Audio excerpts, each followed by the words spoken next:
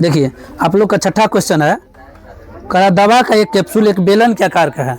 आप लोग देखे होंगे वो गैस वाला टेबलेट जो आता है जिसमें झुन झुन बोलते रहता है, वो बेलने के आकार का बनता है। और ये देखिएगा उसमें दोनों छोर पे समझिए उसका अगला और पिछला पे एक अर्धगोला टाइप का कैप लगा रहता है। और उसको खोलना होगा तो उसको फोड़िएगा मत, तो कैप खींच दीजिएगा अपने निकल जाएगा, उसमें से लगेगा तोड़ी का दाना जैसा डाला हुआ है।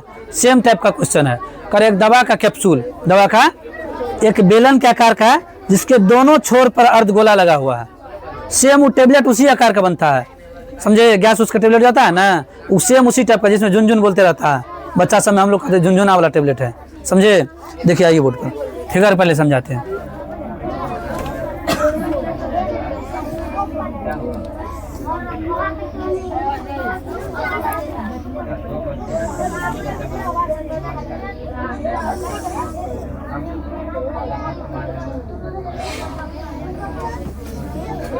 देखिए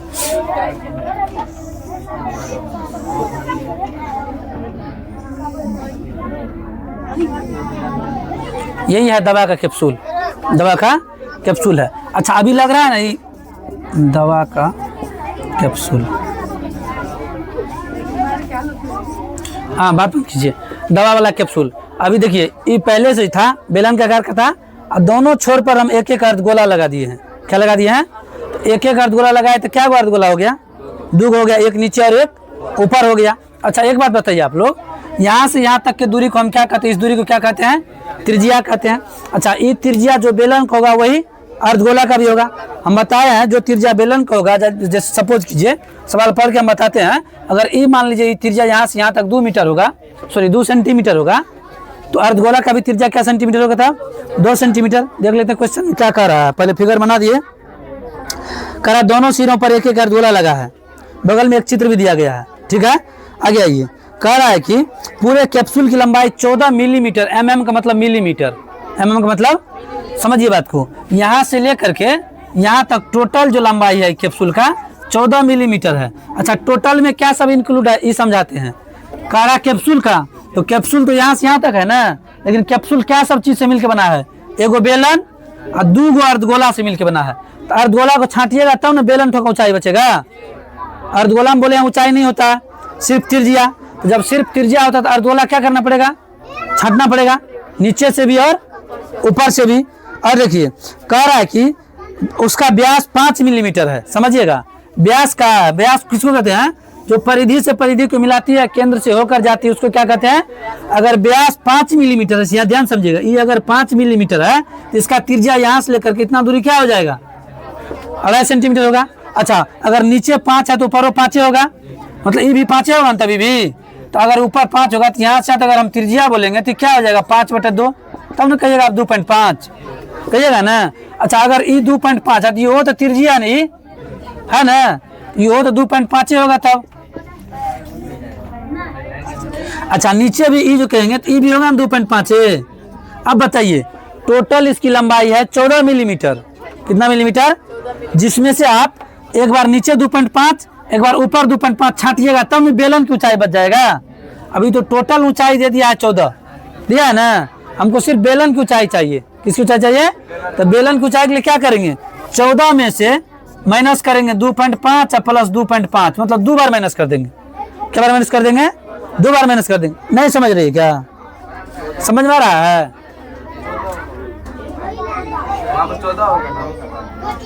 माइनस कर लेते हैं। 2 बार क्या करेंगे? 2.5 और 2.5 क्या कर लेंगे? माइनस कर लेंगे। तो 2.5 5 हो गया। तो 14 में से क्या करेंगे? 5 माइनस करेंगे तो बच क्या जाएगा? 9 मिलीमीटर बच जाएगा ऊंचाई। किसका? सिर्फ बेलन का। किसका बच जाएगा? तो सवाल लास्ट में क्या कर रहा है?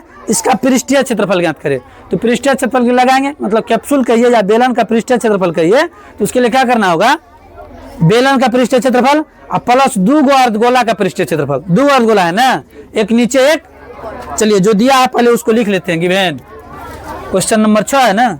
आइए क्वेश्चन नंबर 6 में कौन सा क्वेश्चन नंबर है? 6। जो दिया उसको पहले लिख लेते हैं। गिवन क्या दिया हमको? दिया है जो इस बेलन की, पहले लिख लेते हैं। बेलन और वह अर्धगोला की त्रिज्या एक ही होगा ना, पहले लिख लेते हैं। बेलन का व्यास क्या सेंटीमीटर है? 5 मिलीमीटर है। सेंटीमीटर में दिया है, मिलीमीटर में दिया है, 5 मिलीमीटर है। यहाँ से अगर कहिएगा आप बेलन की त्रिज्या, इसी में लिख देंगे बेलन व अर्धगोला की त्रिज्या। एक ही होगा ना, बेलन व अर्धगोला का त्रिज्या क्या हो जाएगा? 5/2, ये ना होगा। इसको आप 5/2 को 2.5 कहिए, जो कहना है सो कहिए। उसके बाद बेलन की ऊंचाई, बेलन की, तो पहले देखिए पूरे कैप्सूल का ऊंचाई दिया था ना, तो कैप्सूल में से घटा लेते हैं। कैप्सूल की ऊंचाई, कैप्सूल की ऊंचाई कितना दिया था? 14 मिलीमीटर। उसमें से 2.5 एक बार और 2.5 एक बार नीचे ऊपर से माइनस करना होगा, तब बचेगा बेलन की ऊंचाई, बचेगा ना। तो माइनस कर लीजिए, 14 माइनस 2.5 प्लस 2.5 घट के क्या आ जाएगा? 9 आ जाएगा। ये बचा हमको बेलन का ऊंचाई। किसका ऊंचाई बचा? बेलन का ऊंचाई बचा हमको। एच बराबर कितना हो गया?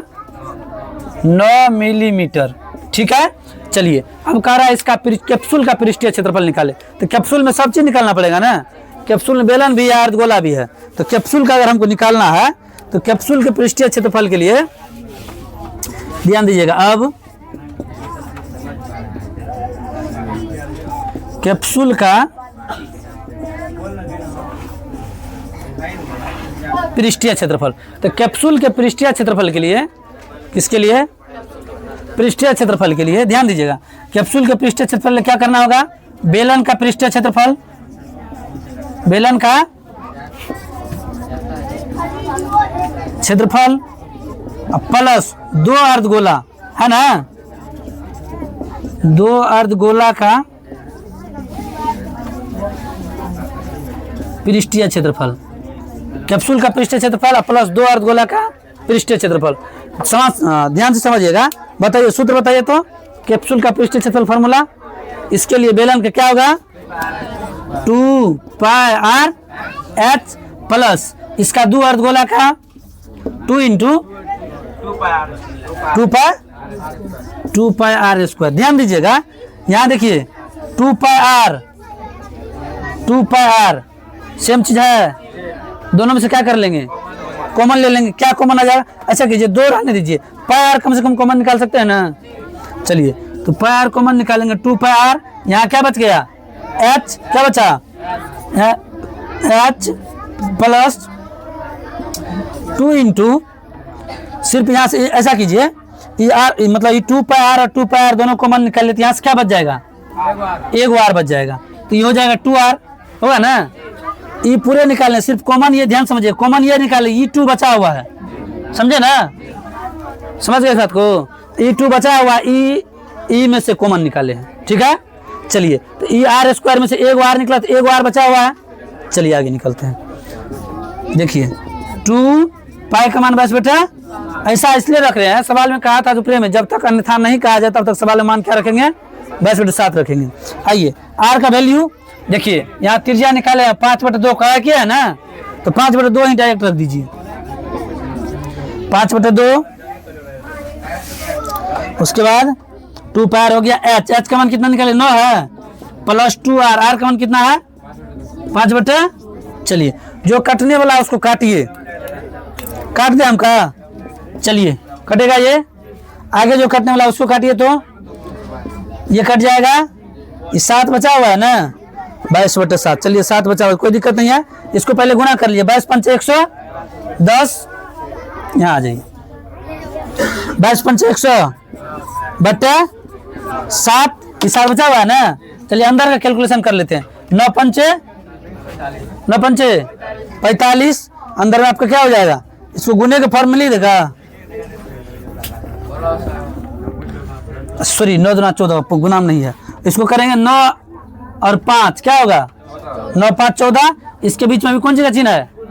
यहाँ वही कह रहे, तो यहाँ गुना में लिख देगा 14 जोड़ के, ये जुटेगा ना दोनों।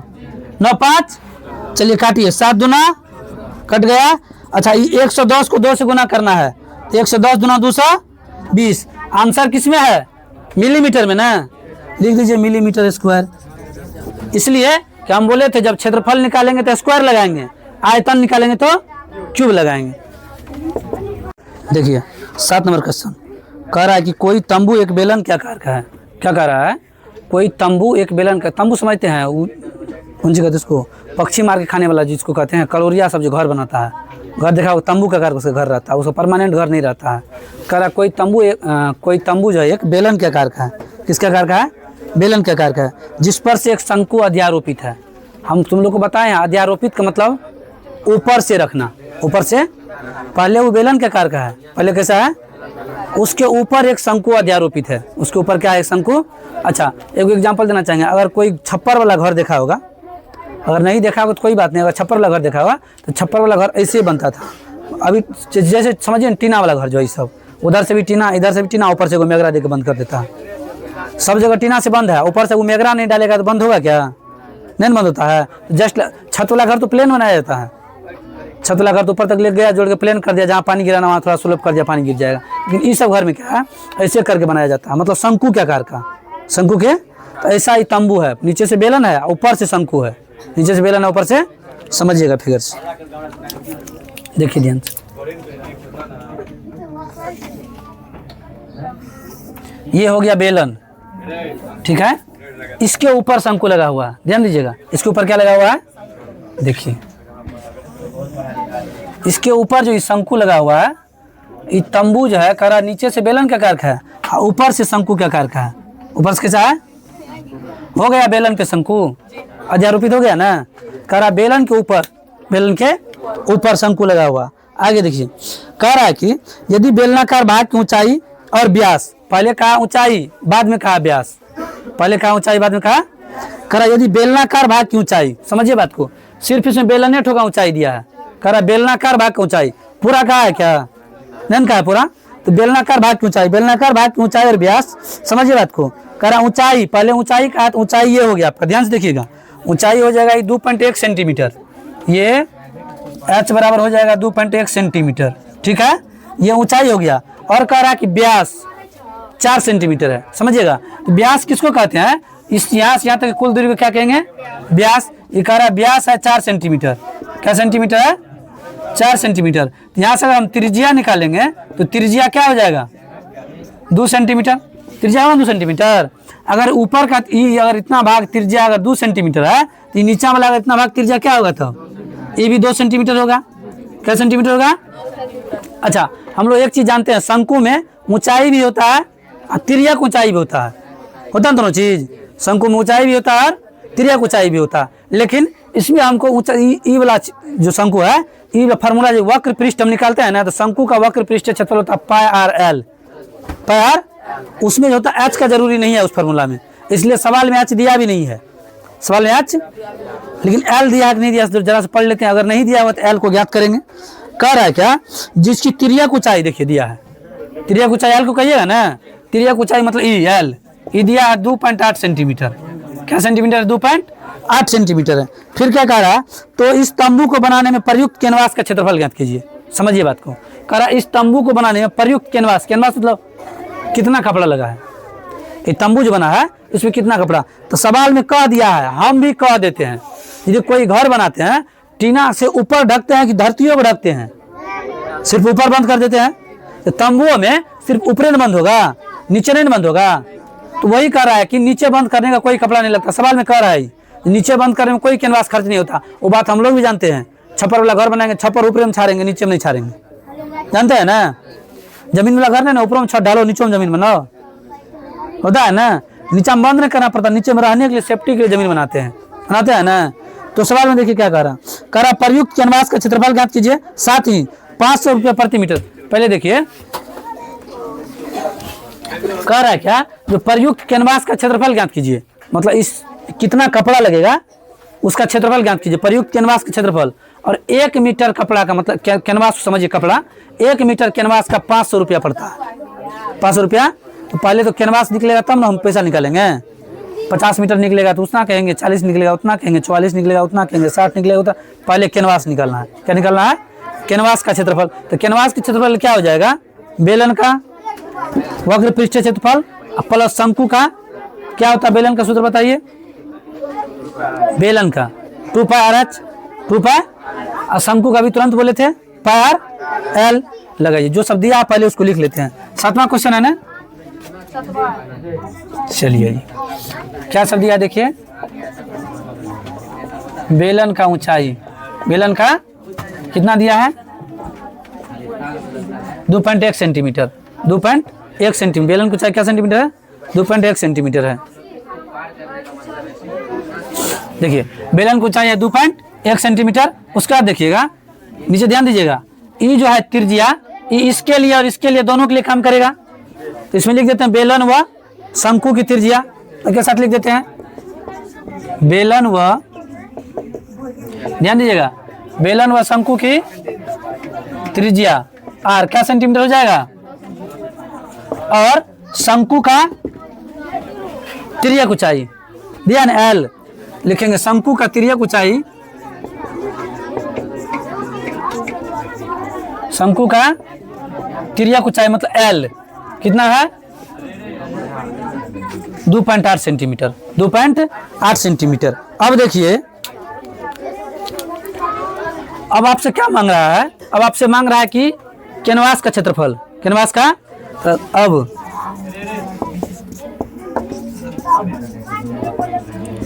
कैनवास का क्षेत्रफल के लिए तो क्या हो जाएगा, बेलन का क्षेत्रफल अब प्लस क्या, अच्छा एगो लकीर बढ़ गया नहीं, इसलिए कोई बात नहीं है। किसका हो जाएगा बेलन का, बेलन का क्षेत्रफल, अच्छा वक्र ही समझिएगा आप लोग। बेलन का क्षेत्रफल जब हम कुल लगाएंगे तो कुल लिख देंगे, अगर कुल नहीं है तो क्या है, तो वक्र है। बेलन का क्षेत्रफल प्लस शंकु का क्षेत्रफल। चलिए बोलिए सूत्र बोलिए तो, इसका 2 पाई प्लस शंकु का पायर, देखिए पायर पायर दोनों में क्या है, चलिए ले लेते हैं कॉमन, तो यहाँ हो जाएगा 2 पायर, यहाँ से सिर्फ क्या बच जाएगा एच प्लस, यहाँ क्या बच जाएगा एल ना, एच प्लस क्या बच जाएगा एल बच जाएगा।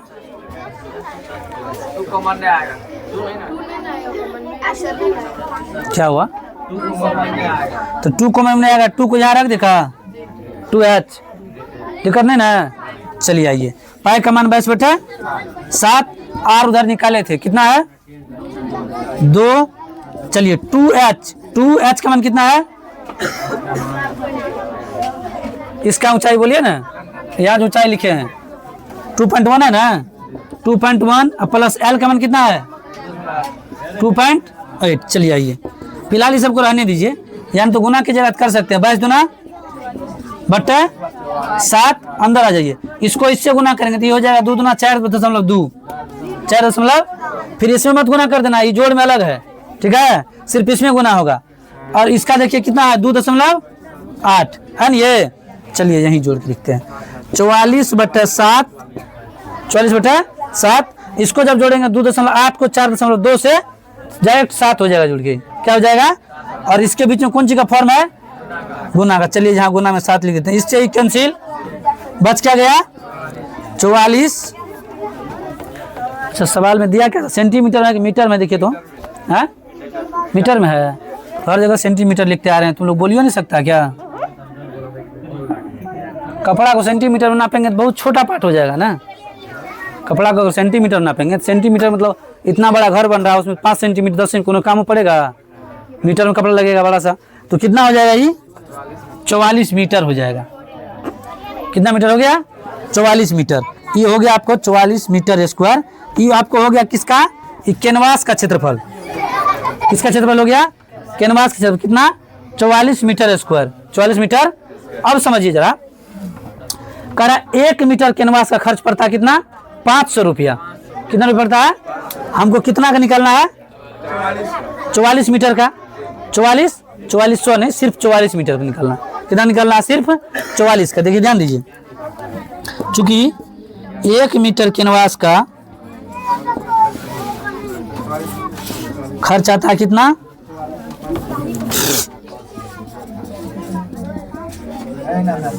500 रुपया, कितना आता है 500 रुपया, हमको निकालना कितना है 44 मीटर का, इसलिए 44 मीटर कैनवास का खर्च क्या हो जाएगा? 44 गुना 5 होगा ना, 44 गुना 44 को 5 क्या 1000, सीधे आधा है, कितना हो जाएगा? 22,000 रुपया खर्च आएगा ये घर को बनाने में। कितना हजार? 22,000 रुपया खर्च आएगा इस घर को बनाने में।